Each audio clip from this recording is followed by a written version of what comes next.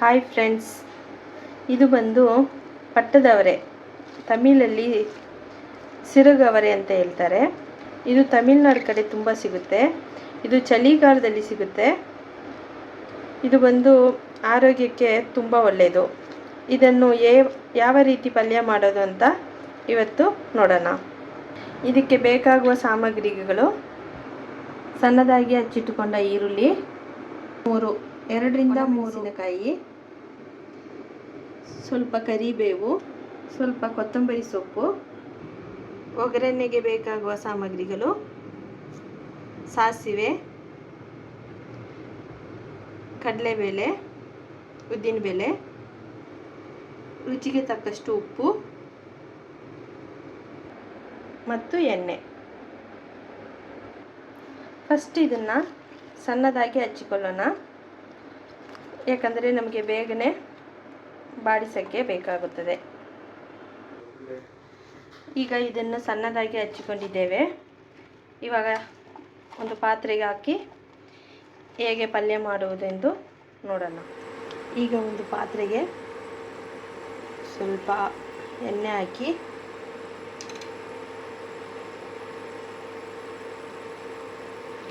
ಎಣ್ಣೆ ಕಾದ ನಂತರ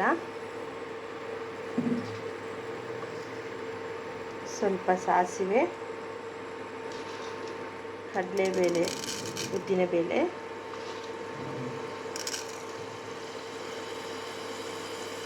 ಹಾಕಿ ಒಂದು 2 ನಿಮಿಷ ಬಿಡೋಣ. ಈಗ ಕಡಲೆಬೇಳೆ, ಉದ್ದಿನಬೇಳೆ ಹಾಕಿ 2 ನಿಮಿಷ ಆಗಿದೆ. ಈಗ ಸ್ವಲ್ಪ ಕರಿಬೇವು,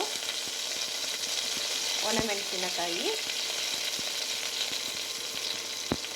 ಸಣ್ಣದಾಗಿ ಹಚ್ಚಿಕೊಂಡ ಈರುಳ್ಳಿ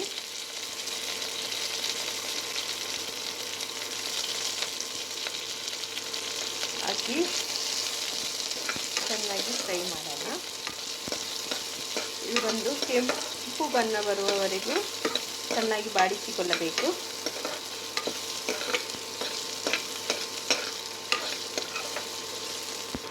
ಈಗ ಈರುಳ್ಳಿ, ಮೆಣಸಿನಕಾಯಿ ಚೆನ್ನಾಗಿ ಬಾಡಿಸಿಕೊಂಡಿದ್ದೇವೆ.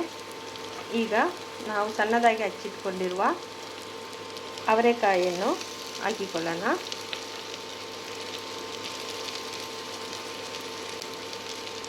ಅವರೆಕಾಯಿಯನ್ನು ಚೆನ್ನಾಗಿ ಹಾಕಿಕೊಂಡು ಚೆನ್ನಾಗಿ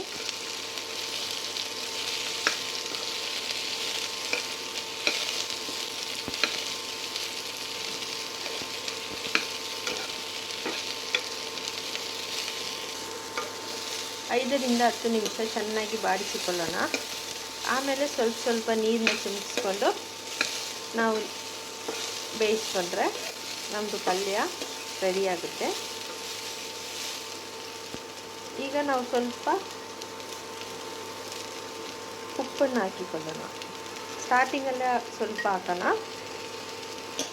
ಆಮೇಲೆ ಸ್ವಲ್ಪ ಹಾಕ್ಕೊಳ್ಳೋಣ.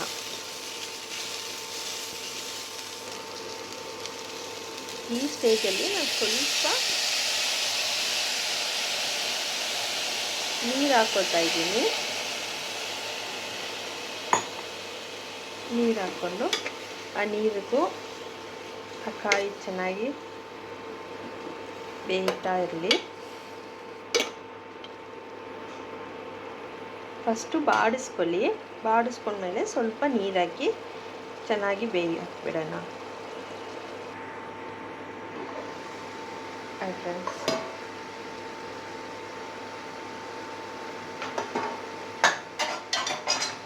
ಮುಚ್ಚಿಟ್ಟು ಒಂದು 5 ನಿಮಿಷ ಬೇಯಿಸ್ಕೊಂಡೆ. ಈಗ ಒಂದ್ಸರಿ ಓಪನ್ ಮಾಡಿ ಹೇಗಿದೆ ಅಂತ ನೋಡೋಣ.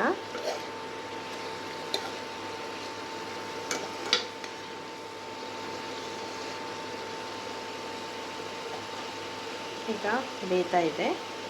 ಇನ್ನೊಂದು 10 ನಿಮಿಷ ಹಿಂಗೆ ಬೇಯಿಸ್ಕೊಳ್ಬೇಕು. ಈ ಪಲ್ಯಕ್ಕೆ ಒಂದು ಸಣ್ಣ ಮಸಾಲೆ ಮಾಡ್ಕೊಳ್ಳೋಣ.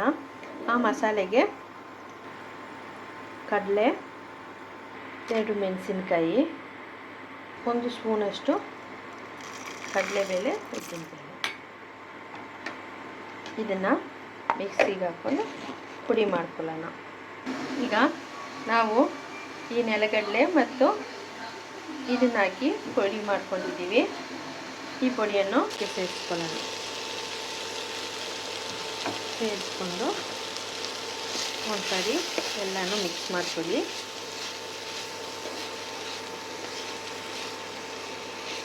ಈ ಸ್ಟೇಜಲ್ಲಿ ಇನ್ನೊಂದು ಸರಿ ನೀವು ಉಪ್ಪು ಕರೆಕ್ಟಾಗಿದೆಯಾ ಅಂತ ಚೆಕ್ ಮಾಡ್ಕೊಳ್ಳಿ. ನಾನು ಸ್ವಲ್ಪ ಉಪ್ಪು ಕಡಿಮೆ ಆಗಿದೆ, ಉಪ್ಪು ಹಾಕ್ತಾಯಿದ್ದೀನಿ. ಜೊತೆಗೆ ಕೊತ್ತಂಬರಿ ಸೊಪ್ಪನ್ನು ಹಾಕ್ತಾಯಿದ್ದೀನಿ.